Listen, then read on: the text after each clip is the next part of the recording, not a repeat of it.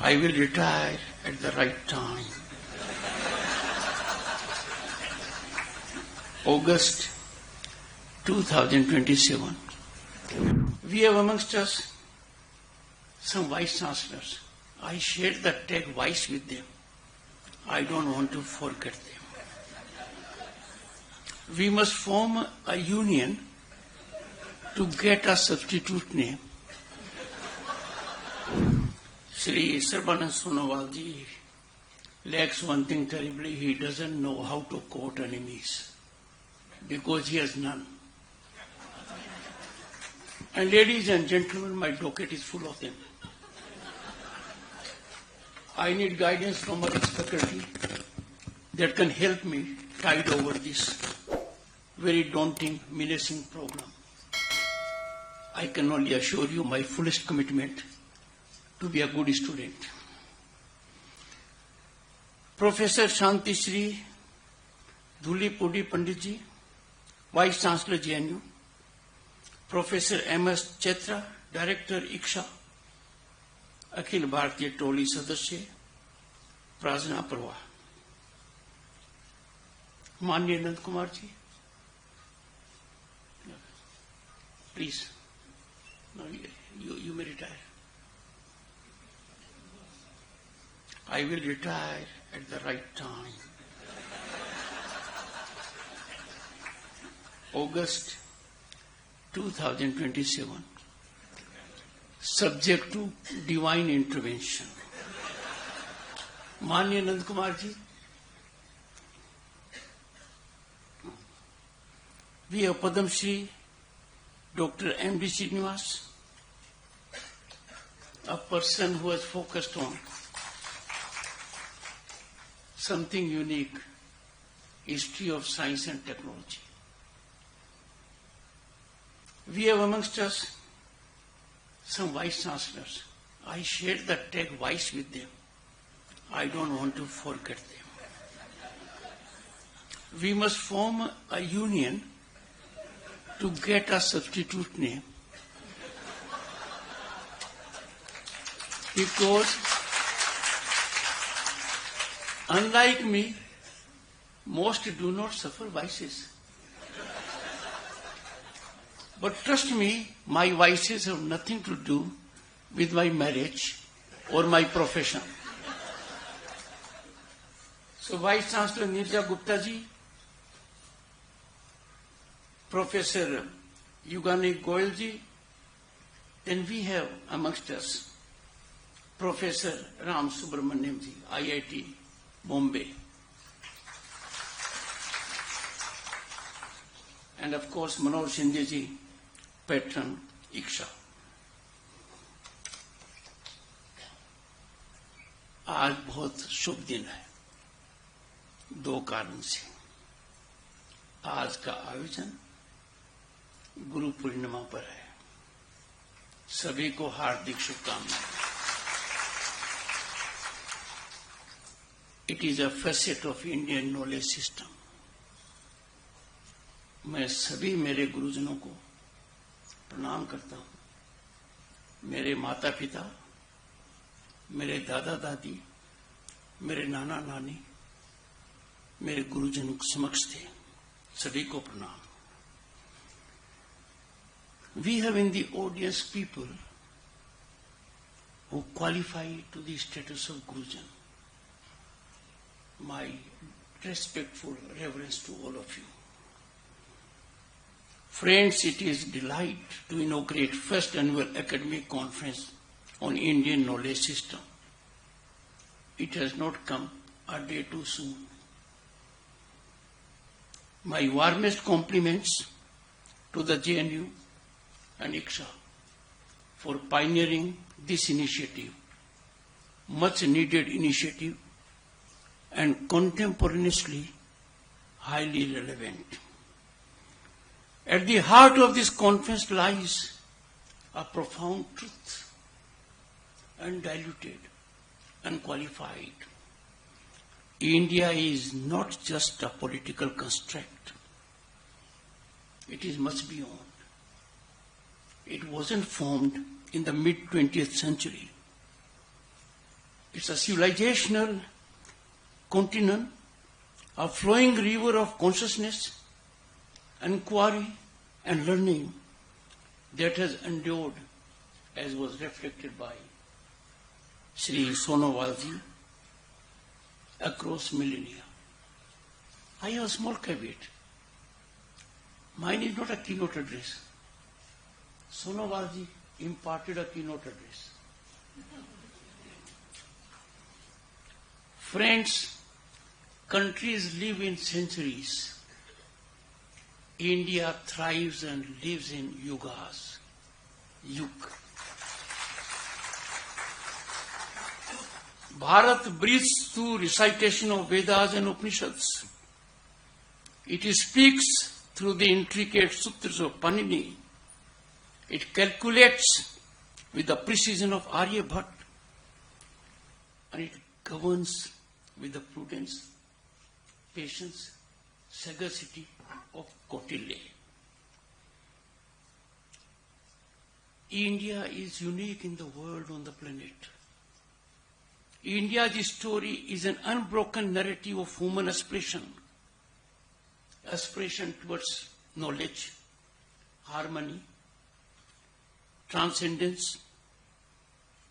Long before universities of Europe came into being, these universities began to stir. India had already established, much before, thriving centers of learning. Our ancient land was home to luminous centers of intellectual life. Takshila, Nalanda, Vikramshila, Vallabhi, Odantpuri. These were the towering citadels of knowledge. Their libraries were vast oceans of wisdom, housing tens and thousands of manuscripts. These were global universities, where seekers came from lands near and far, from Korea and China, Tibet and Persia. These were spaces where the intellect of the world embraced the spirit of Bharat. That inclusivity which some try to teach us, they should be learning from us. India did not just teach. India welcomed, debated, exchanged, and inspired. Let me read out a quote from Max Muller's lecture to incoming British ICS officers, because it bears relevance. I quote, "If I were asked under what sky the human mind has most full developed, some of its choicest gifts has most deeply pondered on the greatest problems of life, and has found solutions of some of them which well deserve the attention even of those who have studied Plato and Kant, I should point to India," unquote. Friends, it was nothing but articulation of eternal truth. But then, friends, came an interregnum, a very gory interregnum. Barbarism prevailed over civilization. An unlettered Turco-Afghan military general, Bakhtiar Khalji, ravaged the centers of learning and repositories of learning, wiping off a store of knowledge that was accumulated over centuries painstakingly. Islamic invasion of India caused the first interlude in the glorious journey of Bharatiya Vidya Parampara. Instead of embrace and assimilation, there was contempt and destruction. The British colonization brought forth the second interlude, when Indian knowledge system was stunted, stymied, and subverted. Centers of learning changed their motives. the compass was moderated. The North Star was changed. From bearing sages and savants, it started producing clerks and yeomen. The needs of the East India Company to have brown babus replaced the need of the nation to have thinkers. Our glorious, inalienable facet over millennia. We stopped thinking, contemplating, writing, and philosophizing. We started cramming, regurgitating, solving. Grades unfortunately replaced critical thinking. The great Bharatiya Vidya Parampara and its allied institutions were systematically drained, destructed, and decimated. Resultantly, we became consumers of a knowledge system whose authors neither belonged to Bharat nor understood its spirit, nor at their heart was our concern. A new layer of civilizational narrative seeped in colonial prejudices, and this was imposed upon us recklessly, ruthlessly, and unfortunately it permeated. Their purpose was not discovery, it was domination. Their scholarship was not born of reverence, but of condescension.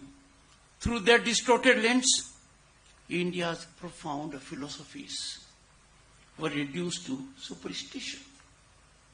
What a travesty! What unbearable pain!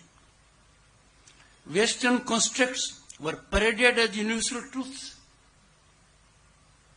To put it more bluntly, untruth was camouflaged as truth. While indigenous insights were dismissed as relics of primitive past, this was not an error of interpretation. It was an architecture of erasure, destruction, decimation. And what is more tragic, this selective remembrance continued even after independence. What should have been our fundamental priority was not even on the radar. How can you be not cognizant of your core values?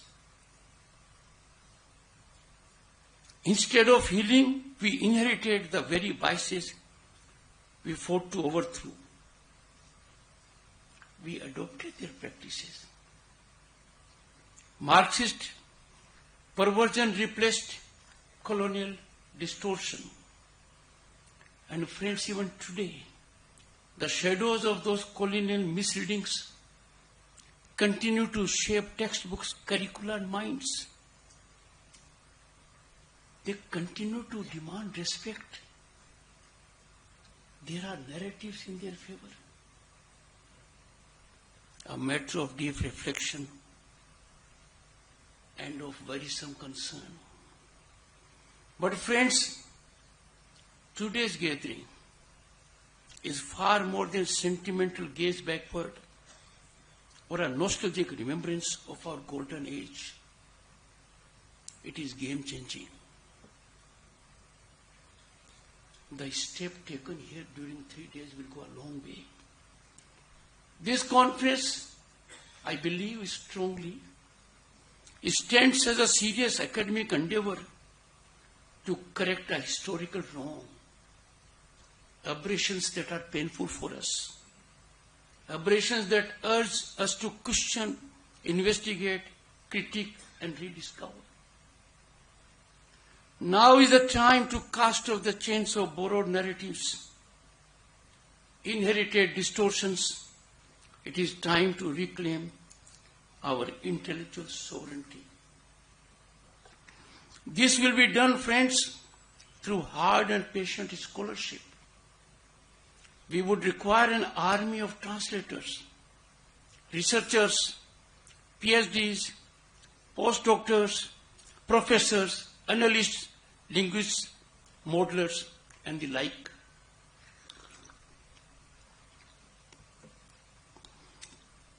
There is growing need, an urgent need, to bridge what is often seen as a divide between tradition and modernity.